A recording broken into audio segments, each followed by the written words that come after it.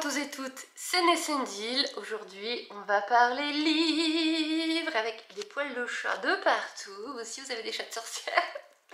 On va parler de ce livre aujourd'hui. Donc, c'est un livre qu'on m'a chaudement recommandé. C'est une amie de très longue date que je connais depuis très longtemps qui me l'a recommandé, puisqu'elle aussi, elle est dans la spiritualité.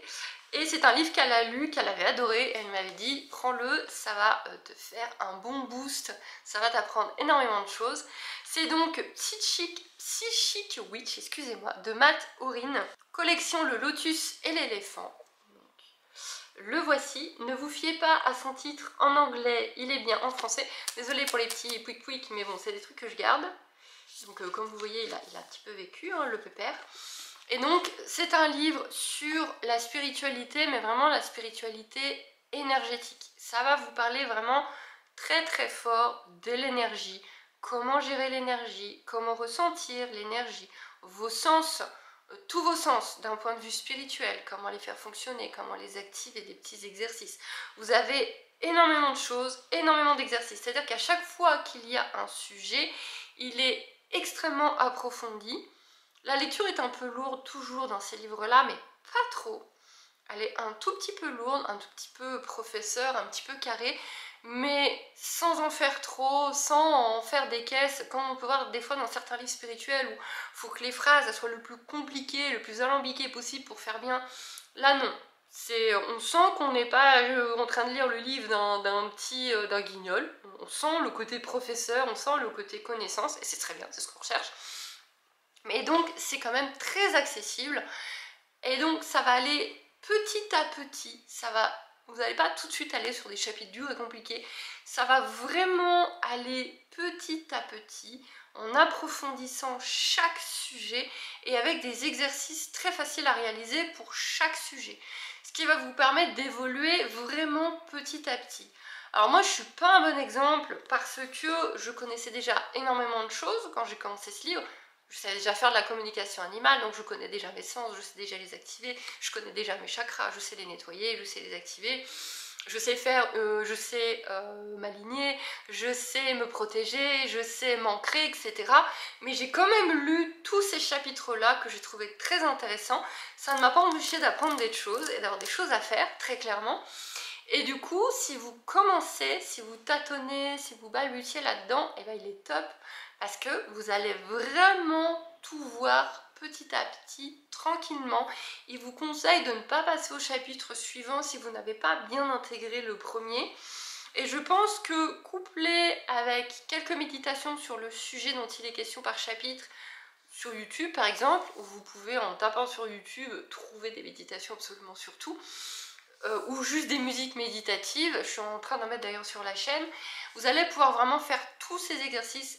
Par exemple, moi tous les exercices, que ce soit ce livre-là ou un autre, ou qui vont me demander qu'on se détende, qu'on se mette en état méditatif, moi j'ai besoin d'une musique, des musiques bien précises. Faut pas qu'il y ait des gongs, faut pas qu'il y ait des bruits aigus, faut pas qu'il y ait des bruits d'eau, des choses comme ça. Vous, au contraire, vous pouvez adorer les bruits d'eau, on a tous nos besoins, c'est juste pour avoir une base pour mon esprit en fait, pour un peu me sortir de tout ce qu'il y a autour et me concentrer sur une chose. Ça m'aide à me concentrer. C'est pour ça qu'il ne faut pas qu'il y ait des trucs qui piquent dans tous les sens. J'ai besoin de quelque chose d'assez plat, d'assez simple pour me concentrer. Vous, ça va peut-être être différent, mais du coup, si vous avez du mal à faire un exercice, essayez ça. Trouvez-vous une petite musique, déjà testez. Plein de musiques méditatives, plein de musiques relaxantes pour voir celle qui vous convient, celles qui vont être bonnes pour vous, qui vont vraiment vous permettre de rester bien tranquille. Et comme ça, vous pourrez faire plus facilement ces exercices. Ça va être, comme j'ai dit, les sens, l'ancrage, les chakras. Et ensuite, des choses beaucoup plus compliquées. Moi, j'ai vraiment appris des choses comme les corps subtils, par exemple. On va regarder un petit peu ce que j'ai mis. Donc ici, j'ai enregistré quoi ?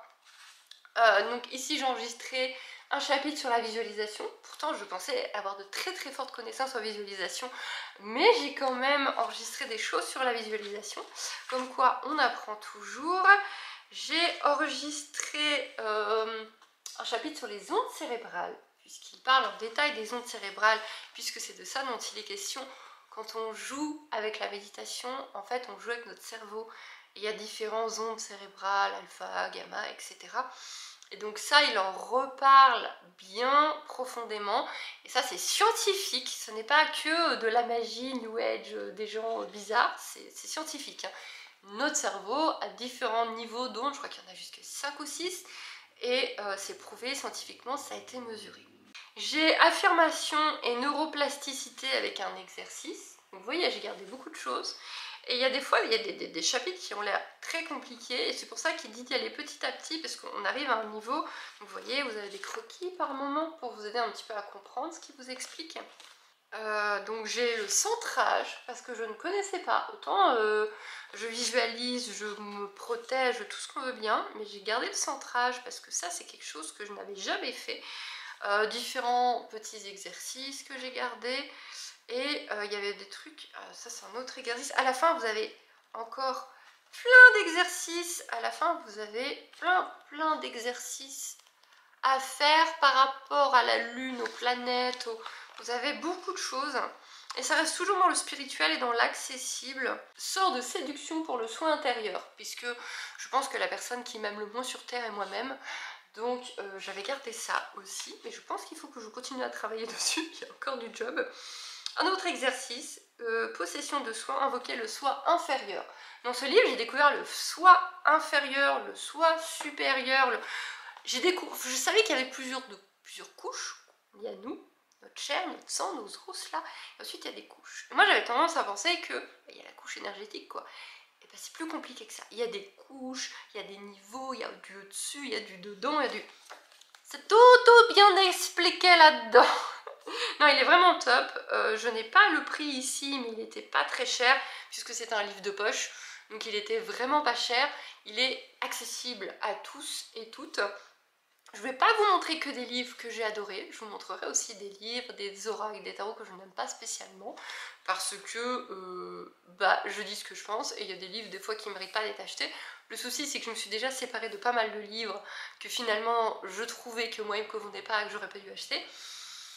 J'ai gardé principalement les meilleurs, mais c'est bien aussi de vous indiquer les meilleurs, comme ça vous savez lesquels il faut prendre. Je vous lis le petit résumé. Découvrez tous les secrets pour devenir un ou une puissante sorcier. Le célèbre écrivain et sorcier Matt Orin nous livre ses conseils et nous révèle ses pratiques et méditations pour réveiller nos capacités psychiques et guider notre pratique de la magie vers un nouveau territoire passionnant. Donc pas la magie New Age sorcière en sang et je pile des plantes et j'allume une bougie. On est sur quelque chose de plus compliqué et très fortement lié aux énergies, qui est indispensable à mon sens quand on se lance là-dedans. Psychic Witch est indispensable non seulement pour maîtriser la perception et la manipulation de l'énergie, mais aussi pour pratiquer la magie partout et à tout moment. Ce livre ingénieux, doté de 90 exercices et rituels, vous apprendra ainsi à utiliser l'énergie subtile et à laisser s'exprimer vos perceptions pour les guider vers des résultats magiques instantanés. On apprend très vite. Franchement, on apprend très vite et bien. Donc il y a un commentaire de quelqu'un. Matt Orin est véritablement l'une des voix les plus précieuses de la communauté de la sorcellerie d'aujourd'hui. Daniel Dulstic, auteur de The Holy Wild. Alors, Matt Orin, c'est qui Matt Orin? C'est un sorcier, écrivain, médium et professeur d'occultisme, initié de la Black Rose Witchcraft et prêtre, donc c'est un anglais, et prêtre des je m'excuse par avance pour mon anglais. Sacred Fire Tradition of Witchcraft. Il contribue au blog For Puck's Sake sur Patheos Pagan, je suis vraiment désolée, écrit pour des magazines comme Witch et Pagan et Horn, et contribue à Modern Witch et The Witchic Almanac, bref, que des trucs anglais qu'on ne connaît pas. Et donc il a un site, mattorin.com. Bref, c'est traduit en français, bien heureusement. C'est un sorcier anglais et non, c'est bien. Je vous le recommande. Vous voyez, il y a plein de petits... attendez, j'en ai vu croiser un. Voilà, il y a plein de petites images comme ça qui vous aident à comprendre, qui vous aident à visualiser, à comprendre les choses. Il est pas cher, il est épais, il se lit très bien, on apprend énormément de choses. Donc si vous vous intéressez à la spiritualité, que vous voulez commencer à travailler avec les énergies, c'est pas forcément faire tout et n'importe quoi, ça peut être juste déjà commencer à méditer et un petit peu à ressentir ce qui est autour de vous. Et ça ne fait pas de mal, il n'y a pas de danger à commencer à se connecter à son énergie.